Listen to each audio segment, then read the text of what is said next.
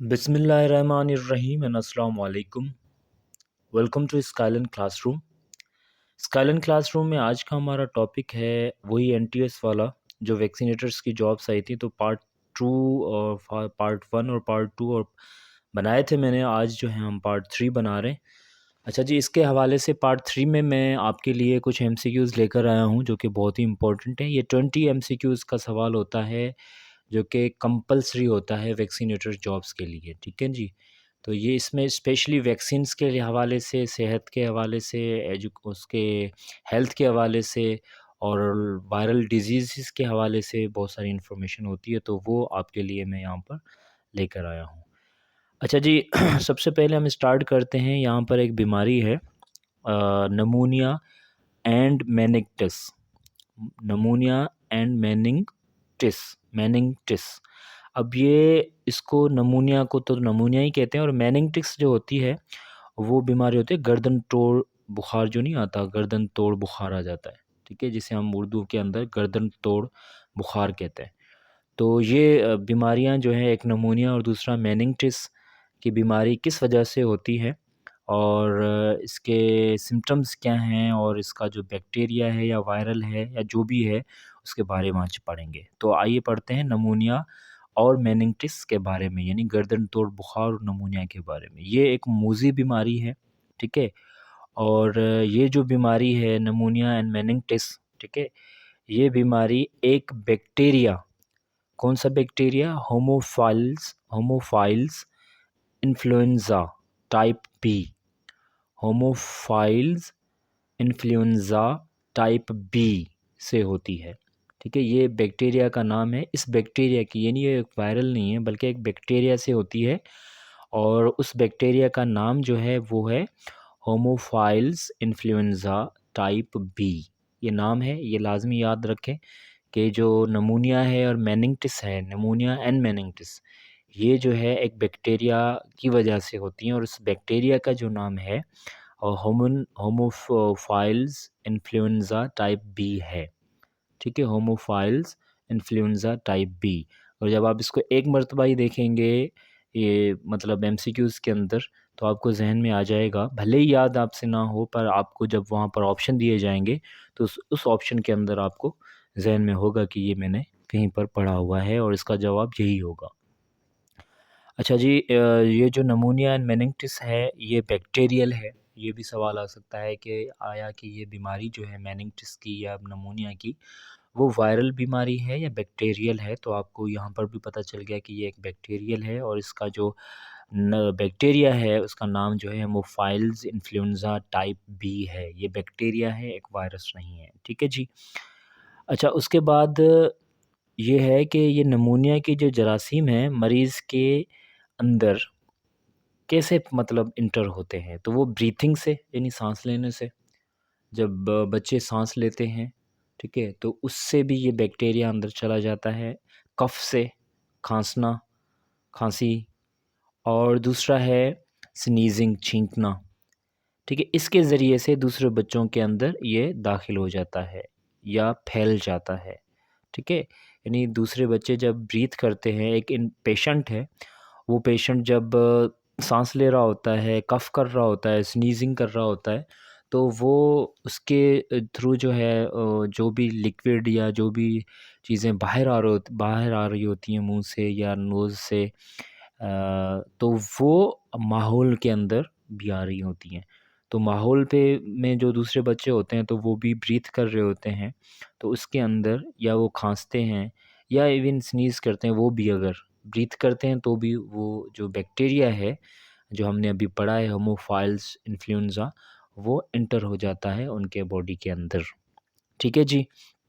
अच्छा जी, उसके बाद हम आते हैं दूसरी जो हमारी हमने अभी अभी पढ़ा, इसको ही कंटिन्यू करते हैं, इसी स्लाइड को, दूसरी स्लाइड की तरफ आते हैं। होमोफाइल्स इन्फ्लुएंजा टाइप बी जो है, इस बीमारी की कितनी इकसाम है, 6 इकसाम के बैक्टीरिया होते हैं। यानी ये जो बैक्टीरिया है होमोफाइल्स इन्फ्लुएंजा टाइप बी, इसके भी 6 इकसाम हैं इस बैक्टीरिया के। तो ये भी सवाल आ सकता है कि how many types of the bacteria Haemophilus influenzae type B is या आर। तो वहाँ पर आप उसको 6 इकसाम के तौर पर जान सकते हैं। अच्छा, फिर है कि स्ट्रेप्टोकोकस नमूनिया, ये एक किस्म है स्ट्रेप्टोकोकस नमूनिया।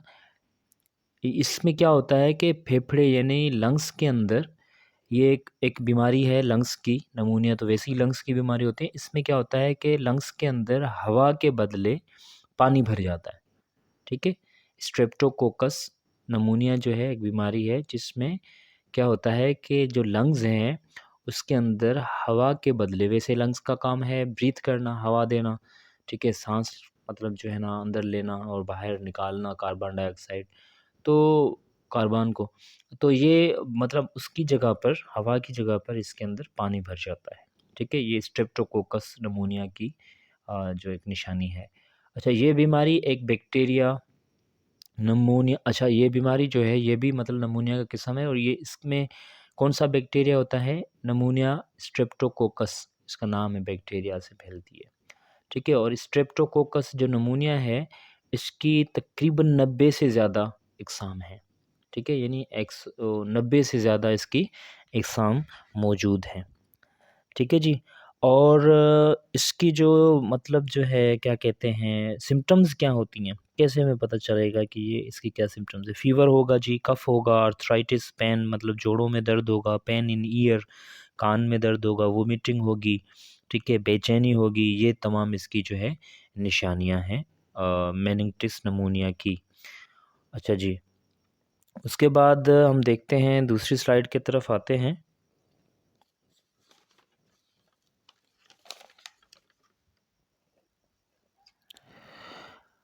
अच्छा जी, ये जो मैंने अभी बात की है आपसे, डिस्कस की है वो नमूनिया मेनिंगिटिस, उसकी जो डबल स्लाइड भी आ गई है जिसमें मैंने और भी बहुत सारी पॉइंट्स जो है ना ऐड किए हैं इसके अंदर। ठीक है, कि ये एक फेटल डिजीज़ है और इसका जो बैक्टीरिया है वो, उसका नाम क्या है, और उसके बाद ये कैसे फैलता है, ये भी मैंने इस स्लाइड के अंदर भी मतलब जो है ना पॉइंट्स जो है नोट कर ली हैं। और आप जो है ना वीडियो को पॉज़ करके आप ये सारी चीज़ें, सिम्पटम्स वगैरह जितनी भी हैं नमूनिया और मेनिंगिटिस की, ये लिख सकते हैं। ठीक है, 2 स्लाइड्स हैं इसके अंदर, वो स्लाइड डिटेल में नहीं थी। ठीक है, और ये जिस स्लाइड जो है उसमें एडिशनल इन्फॉर्मेशन मैंने ऐड कर दी है जी। अच्छा, उसके बाद हम आते हैं दूसरी स्लाइड पर, हमारी आखिरी स्लाइड है जो कि है पोलियोमिलिटिस, जिसे हम पोलियो कहते हैं, पोलियोमिलिटिस। पोलियोमिलिटिस जो है वो एक वायरल डिजीज़ है। ठीक है जी, यानी ये बैक्टीरियल नहीं है और ये टारगेट करती है मोस्टली बच्चों को। ठीक है, इनका टारगेट जो होता है बड़े नहीं होते, बच्चे ही होते हैं जो पोलियोटिस होता है, पोलियोमिलिटिस होती है, पोलियोमिलिटिस। अच्छा, ये वायरस जो है एंटर होता है माउथ के थ्रू, यानी बच्चों के अंदर कैसे जाता है, माउथ के थ्रू जाता है, नोज़ के अंदर नहीं जाता बल्कि माउथ के थ्रू अंदर जाता है। और इसकी जो ग्रोथ है वो थ्रोट के अंदर यानी गले के अंदर होती है, इंटेस्टाइन यानी आंतों के अंदर, एंड स्टमक यानी मैदे के अंदर होती है, और 5 दिन तक होती है, अप टू 5 डेज़। ठीक है, यानी इसकी जो ग्रोथ है वो गले के अंदर होती है, इंटेस्टाइन के अंदर होती है और स्टमक के अंदर होती है। तो 5 दिन तक इसकी ग्रोथ हो रही होती है ना अलग-अलग ऑर्गन्स के अंदर। अच्छा, उसके बाद ये फैलना शुरू हो जाता है ब्लड में, यानी 5 दिन के बाद ये फिर ब्लड के अंदर फैलना शुरू हो जाएगा। फाइनली टारगेट्स नर्वस सिस्टम, और आखिरकार वो जाकर आखिरी उसका टारगेट होता है नर्वस सिस्टम, यानी हमारा जो दिमागी सिस्टम है, न्यूरोलॉजिकल सिस्टम है, हमारी जो नसें हैं दिमाग के अंदर, पूरे बॉडी के अंदर, उसमें जाकर, क्योंकि कंट्रोल तो हमारा वही होता है, नर्वस सिस्टम होता है, हमारा माइंड करता है, उसको जाकर वो टारगेट करता है। पोलियो एक परमानेंट फिर पैरालिसिस हो जाता है, यानी ये एक रिवर्सिबल नहीं है। पोलियो अगर वंस हो जाता है तो it can never be reversed. ठीक है, तो ये परमानेंट एक पैरालिसिस का, वैसे नॉर्मल जो पैरालिसिस होता है वो उसमें रिवर्सिबल भी है कुछ मेडिसिन से, पर ये जो है रिवर्सिबल कभी भी नहीं हो सकता है, यानी इसकी ट्रीटमेंट कोई भी नहीं है अगर वंस किसी को हो जाए तो। अच्छा जी, इसकी भी सिम्पटम्स हैं, देखिए हमें पता ही नहीं चलता, ये सिम्पटम्स अल्लाह माफ़ी दे किसी के इर्द गिर्द हमें अगर दिखाई देती हैं तो हमें फ़ौरन जो है प्रिकॉशंस लेते हुए डॉक्टर के पास जो है ना चले जाना चाहिए। अच्छा जी, इसके सिम्पटम्स क्या है, फ़ीवर होगा, टायरसम थकावट होगी, बच्चे के अंदर थकावट, फीवर होगा, बुखार रहता होगा, हेडेक होगा, सर के दर्द मतलब सर में दर्द होगा, वोमिटिंग, उल्टी वगैरह की, कॉन्स्टिपेशन, कब्ज़ भी हो सकता है, पीरियडिकल डायरिया भी हो सकता है, कभी कब्ज़ तो कभी डायरिया होगा, मतलब ये इसी तरीके से पीरियडिकल होगा। Pain in arm and legs, मतलब बाजू में और टांगों में उसको दर्द होगा, नेक टाइटनेस, गर्दन का अकड़ जाना, ठीक है, सूख जाना, अकड़ जाना। तो ये तमाम जो निशानियां हैं वो आपकी इस पोलियो मिलिटिस के वजह से ही है हो रही होती हैं। ठीक है जी, तो आज तक के लिए मेरे ख्याल में ये इन्फॉर्मेशन काफ़ी है। इंशाल्लाह नेक्स्ट वीडियो में आपके लिए बहुत जल्द लेकर आऊँगा, जिसमें आपको और भी एडिशनल इन्फॉर्मेशन दूंगा इसके बारे में। ठीक है जी, अल्लाह हाफिज़, टेक केयर।